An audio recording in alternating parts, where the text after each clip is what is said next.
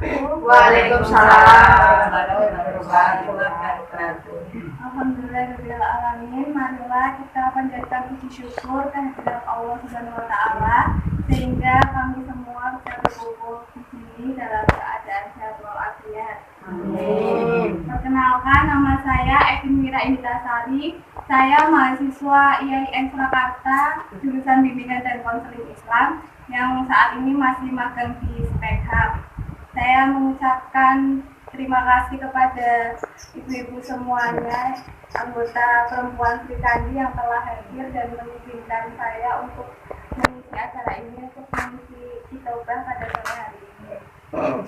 Baik ibu-ibu, untuk yang kita ketahui kan dari bulan Maret sampai bulan September ini negara kita lagi dilanda oleh sebuah wabah yang sangat besar, yaitu wabah COVID-19 atau wabah corona.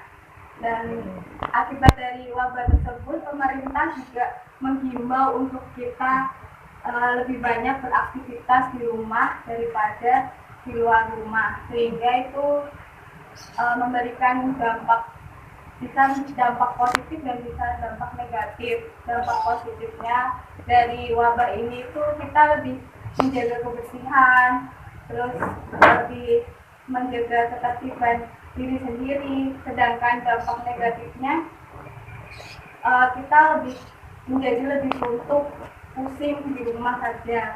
Terus ada yang kena PHK karena perusahaannya bangkrut, terus yang adik-adik yang nggak bisa sekolah lagi di sekolahnya, sulit untuk ketemu teman dan lain-lain. Nah, saya mau tanya nih di sini ibu-ibu yang dirasakan dari dampak COVID ini apa ya? Merasa ada yang pusing gitu atau di rumah aja untuk pengen ke pasar, pengen ngobrol sama tetangga, pengen jualan di luar rumah. Ada nggak yang merasa seperti itu? Ya. Nah, ketika ibu-ibu merasa seperti itu, artinya kondisi atau diri kita itu sedang mengalami stres. Loh, stres itu apa ya? Ada yang tanya seperti itu? Jadi Setelah seperti saya, kegiatan pengajian semua berhenti. Jadi stres itu adalah pola reaksi dalam menghadapi stresor yang berasal dari dalam diri sendiri ataupun dari luar diri kita, yang itu bisa bersifat nyata atau tidak nyata. Jadi stres itu bermacam-macam bentuknya, bisa ringan, bisa berat, itu tergantung dari diri kita yang menghadapi tekanan atau masalah tersebut. Kalau yang biasa kita rasakan itu stres ringan. Jadi ketika stres itu datang ketika diri kita itu merasa terancam atau tertekan atau sedang menghadapi suasana baru, seperti suasana COVID ini.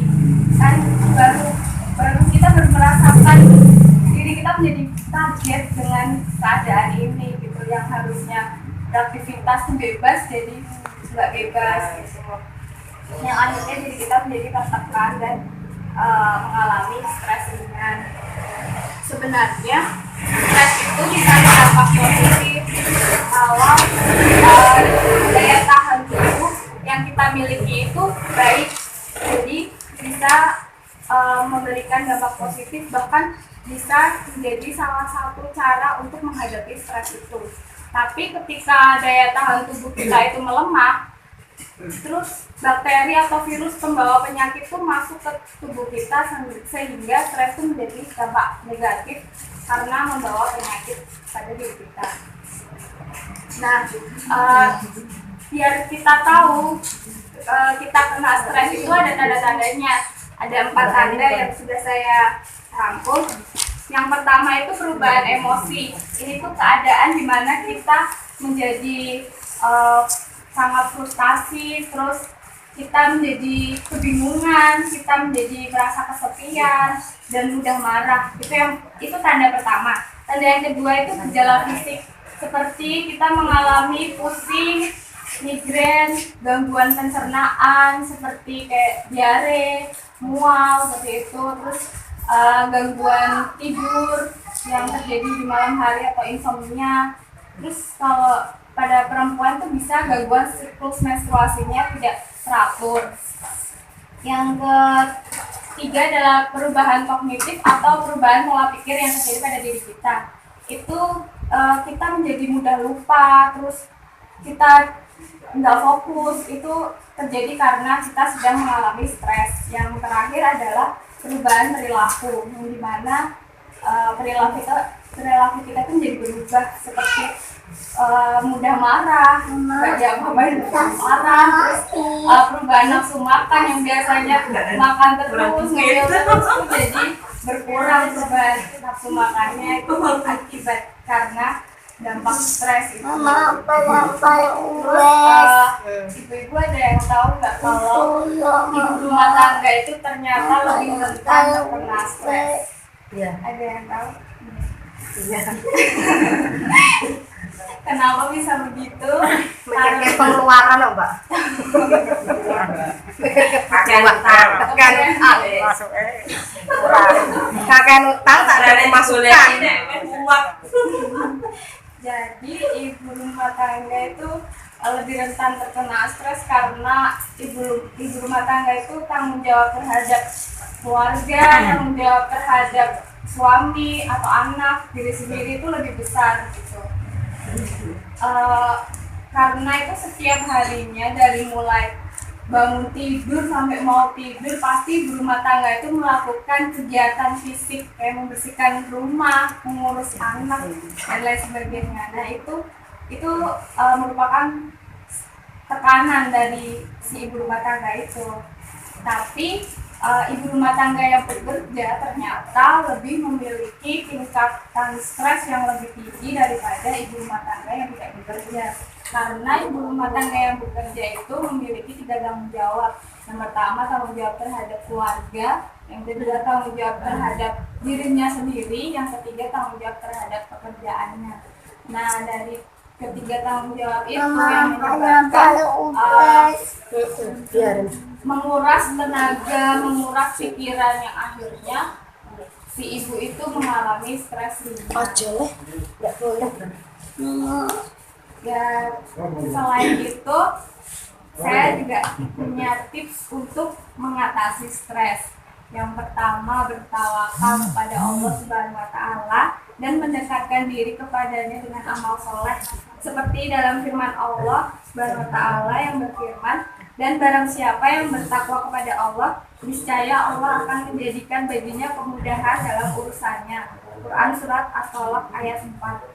Yang kedua itu melakukan hobi. Di sini hobinya ibu apa aja? Masak. Terus Jalan-jalan. Mana-mana aduh. Itu mana stres itu? Marah-marah. Iya. Jadi kalau ada yang ibu merasa tertekan dengan kondisi rumah yang berantakan, anak terus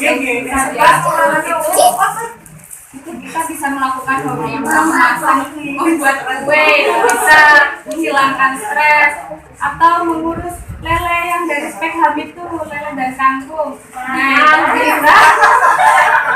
Itu bisa untuk mengurangi stres atau pembuatan kerupuk karaknya juga bisa. Yang ketiga adalah berdamai dengan kondisi rumah. Sesibuk apapun, misal ibu habis bikin karak, capek, terus lihat kondisi rumah yang berantakan itu bisa mungkin kita berdamai saja, nggak apa-apa bu. Kita tidur dulu, refleksikan diri dulu, itu bisa salah satu mengatasi stres. Terus yang keempat adalah membagi tugas dan kewajiban kepada pasangan atau anak. Nah, jadi kalau dalam berumah tangga itu sebenarnya ada suami, ada istri dan anak. Terus kalau sudah di dalam rumah itu ya tugas mereka itu sebenarnya sama gitu. Ini rumah kita bareng, jadi kita harus memiliki tanggung jawab dan kewajiban.